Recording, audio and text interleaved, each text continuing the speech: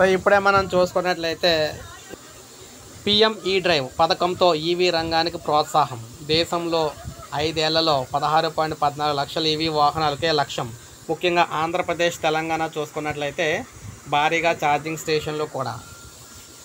ఇక్కడ ముంచుకొస్తున్న పర్యావరణ ముప్పును అరికట్టేందుకు ఎలక్ట్రిక్ వాహనాలను ప్రోత్సహిస్తున్నట్లు కేంద్రం పేర్కొంది.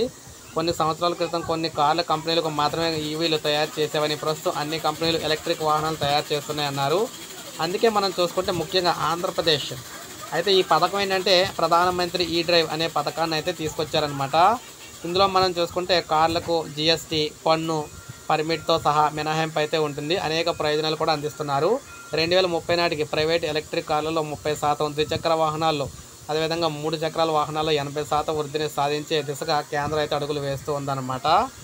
దాంట్లో భాగంగా ఛార్జింగ్ స్టేషన్లు కూడా ఏర్పాటు చేస్తున్నారు. ముఖ్యంగా ఆంధ్రప్రదేశ్లో 1266, తెలంగాణలో 1289 fastest advance adoption and manufacturing of electrical vehicle subsidy పథకం కింద దీని కింద దేశవ్యాప్తంగా 4523 ఛార్జర్లు ఉండగా 251 ఛార్జింగ్ స్టేషన్లు ఉన్నాయి. ఆయిల్ మార్కెటింగ్ కంపెనీలు పథకం కింద దేశవ్యాప్తంగా 20,000 ఛార్జింగ్ స్టేషన్లు అందుబాటులో అయితే ఉన్నట్లు మంత్రిత్వ శాఖ తెలిపింది.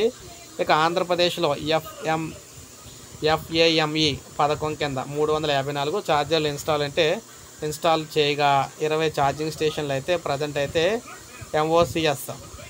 OMCS కింద అయితే రాష్ట్ర వ్యాప్తంగా 900 ఛార్జింగ్ స్టేషన్లు అయితే ఉన్నాయి.